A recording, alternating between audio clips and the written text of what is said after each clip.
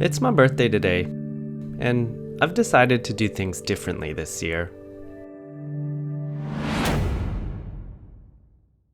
In years past, a birthday celebration might have looked something like this. Round up 20 to 30 friends, go to a bar, spend way too much on drinks, probably barf, wake up with a pounding headache and a gut-wrenching hangover. Overall, I'd say that's a pretty inelegant way to kick off another year of life. This year though, I'm doing something completely different. A nice, long bike ride and a solo camp out. Solitude is the perfect time to reflect, whether it be on two wheels on the road or deep in the woods. And the thing that has been on my mind the most this year is what it means to live a fulfilling life. During my youth, I was a pretty happy kid. Upper middle class upbringing, stable family life, and a solid education. While I was learning my ABCs and 1, 2, 3s, I was also learning something else. The unspoken culture of our Western life that celebrates status, career success, and wealth above all else. Well, I'm slowly undergoing a transformation that hopes to undo some of the programming I learned in my youth about what it means to live a meaningful life. Now, unlearning hasn't been easy, but I've noticed a few patterns along the way that have helped me find contentment, even during challenging times.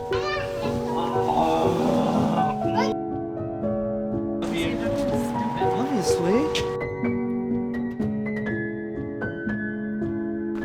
I've always found the most difficult thing to do in life was start something new or start something difficult. Whether it was a new business idea or learning to play a musical instrument, starting always proved to be the hardest part.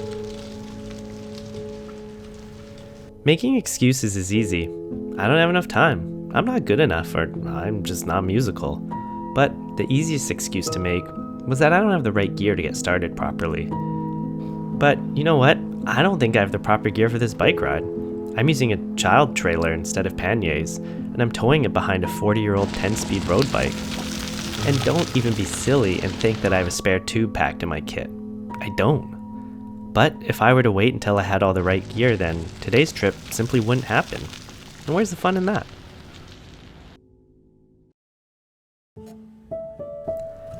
What I may lack in gear, I've been smart enough to make up for in confidence. After all, what's the worst that could really go wrong on a trip like this? My destination, it's less than 30 kilometers from here, a distance that could even be covered on foot if it came to that. And suppose it rains all night, well, I can just have a hot bath and a nap when I get home tomorrow. Looking at the worst case scenario, it's an easy way for me to realize that my worst fears really aren't that big of a deal. What do I have to lose?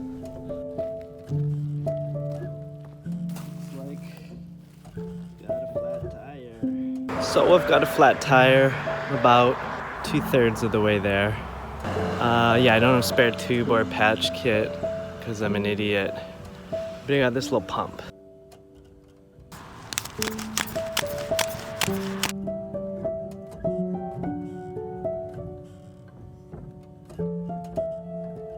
This pump is made for Presta valves, and I got Schrader valves on this bike. So I'm weighing my options. I could hitch back to town, try to get a new bike tube, hitch back, and then finish the rest of the bike journey. I could stash the bike and just walk or hitch the rest of the way, or I could call my wife and go home. I'm just kidding, that's not an option. Now that I've got a flat tire to deal with and I'm stuck somewhere between my house and my destination, but not really close enough to either, I need to come up with a plan fast. But I'm pretty sure it'll all work out. As a reasonably smart, somewhat fit young lad with a few bucks in his pocket, I'm fairly certain that I could get out of most sticky situation life throws at me.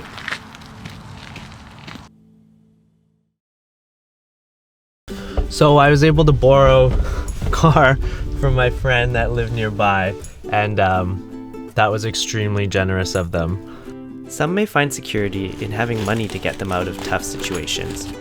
Use the cell phone to call the taxi to pay the bike repair guy. But for me, I know it's relationships that I can count on, and those can't be bought or sold. Got the bike tube, got it pumped up, and I'm pumped up too. Because this means The adventure continues. Oxford defines serendipity as the occurrence and development of events by chance in a happy or beneficial way. How I see it, serendipity is every little interaction and chance encounter that adds a smile to your face and a spark of joy to your day. Yes, I got a flat tire, and yes, I had to push my trailer full of junk along a busy road, but in the end, I was able to spend some time with my friends, share a few laughs over chocolate chip cookies, and really strengthen our friendship together. I just want to take a moment to give a shout out to Magic Kids. Amazingly high quality books and audio stories for kids and parents of kids. Seriously, these things are like ear movies. MagicKids.com with a J and a K. And no, they didn't sponsor this episode, but Brad let me borrow his car when I got a flat tire. I love you, man. With respect to readers of the 7 Habits of Highly Effective People, beginning with the end in mind can have its drawbacks.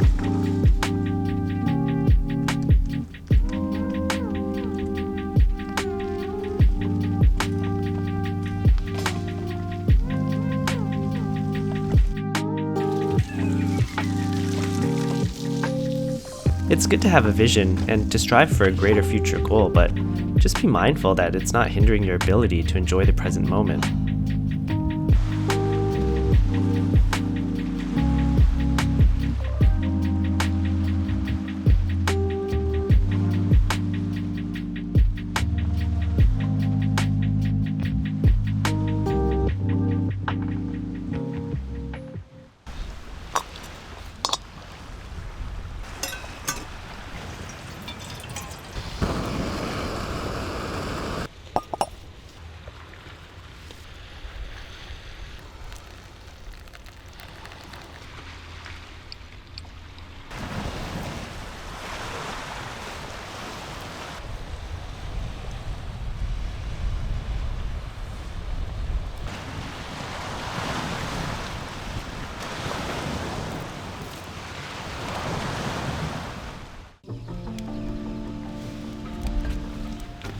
I saw one of my friends post online recently that she was looking for some sheet metal material to finish up a project around her place.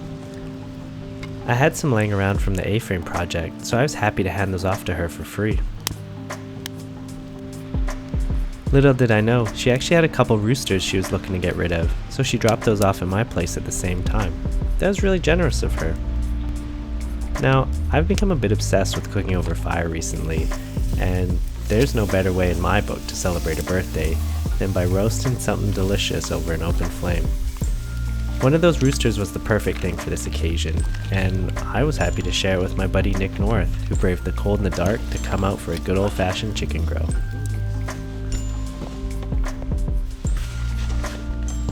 Being generous is great because what goes around comes around. I can't get over how tender this is. Like, wow. Look at that. It just comes right apart. It was good times. That's perfect. How? It's so good.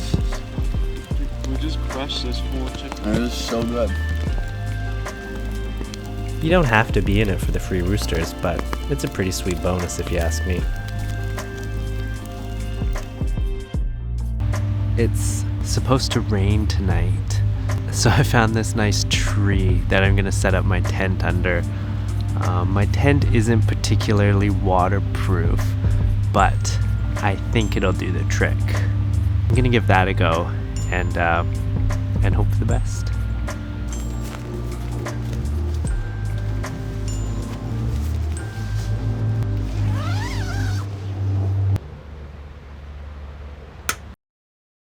Most importantly, just have fun.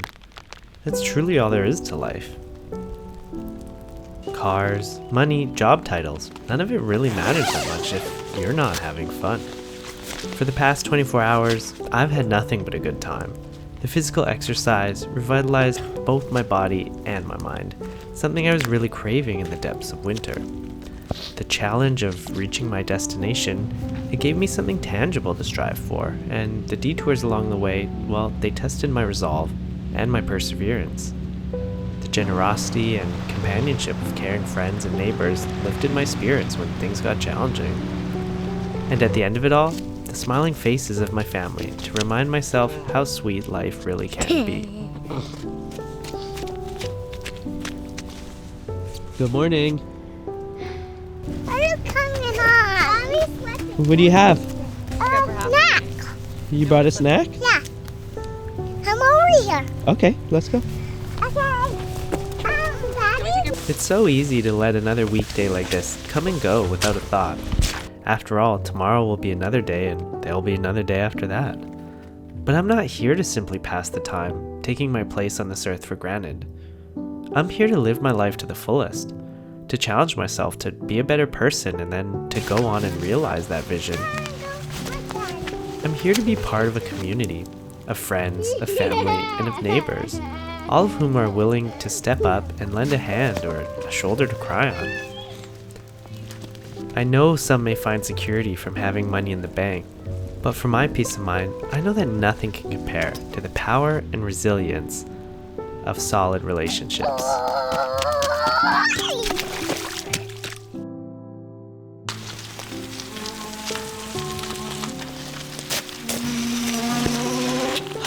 Made it. Man, am I wet. Be flexible, because sometimes you may find yourself waking up in a puddle of water. Your clothes are soaked through. You're far from home and you got another flat tire. So when your beautiful wife and children show up completely unannounced and offer you a ride home, well, there's really no shame in hopping in that warm, dry car. Because the point really requires reiterating. Have fun. Because if you're not enjoying your time on this earth, you gotta ask yourself what's better. This one life or the alternative? I know what I'll take, thank you very much.